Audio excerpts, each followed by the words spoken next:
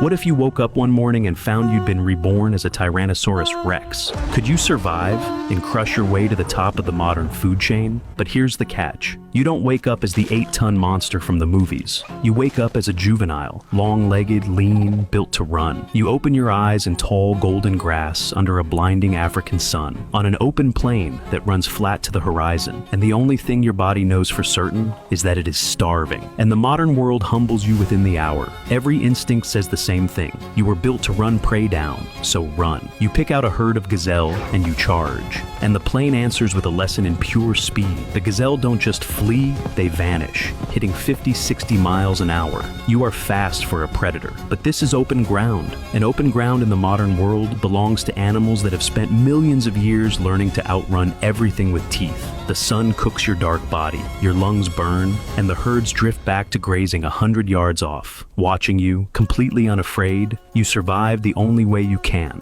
A hare run down in the grass, a ground bird pinned in the dust. And it is that small, desperate kill that gives you away. That night, the smell of blood and weakness draws a clan of spotted hyenas. A dozen of them fan out around you, whooping, testing, darting in to nip your legs. They take your meal, and then they come for you, so you don't fight. You run. You reach a jumble of kopje boulders and wedge yourself into a gap too tight for them to follow. And you stay there, bleeding in the dark, listening to them circle, until the dawn finally scatters them. So you stop trying to be what you are not yet. You stop racing. You judge distance better than almost anything out here. And your nose is extraordinary, the finest of any hunter the planet has ever grown. You learn the cover, the riverine thickets, the tall grass, the shadow of the kopje rocks. You stop chasing across open ground and start waiting beside the trails to water, letting the prey walk to you until you are close enough that speed no longer matters. The first time it works, you take a wildebeest off a game trail in 2 strides. You have found your way to eat, and you grow. Tyrants grow fast. The hyenas come back, the way they always do, to steal what you have killed. But you are bigger now, and this time, you are ready for them. One bold female commits a step too far. Your eyes lock the line, and you take her before she can twist away. And as your jaws close, bone giving way under your teeth, the clan's own weapon, turned against one of them, by you. The rest scatter into the dark and do not come back for the carcass. Something in you has changed. You have felt what you are going to become, but the plain already has a crown, and it is not yours yet.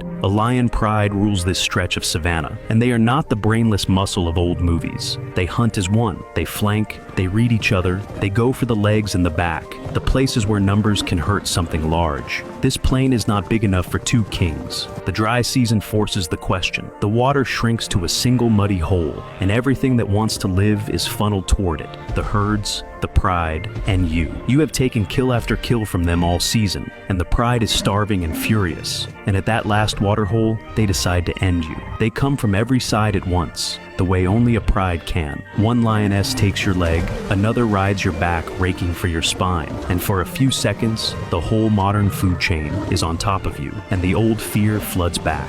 Outnumbered, surrounded, exactly like the hyenas in the dark. A claw opens your flank down to the muscle. They are doing everything right, but you are not a starving juvenile anymore. You don't try to shake them all at once. You plant your feet. You let those forward-facing eyes pick one target, and when the big male charges in to finish you, you meet him head-on. Your jaws close over his shoulder and back, and you bring down the strongest bite this savanna has ever felt. There is no slicing, no slow bleed. There is one sound, bone, pulverized, and the lion that ruled this plain folds into the red mud at your feet.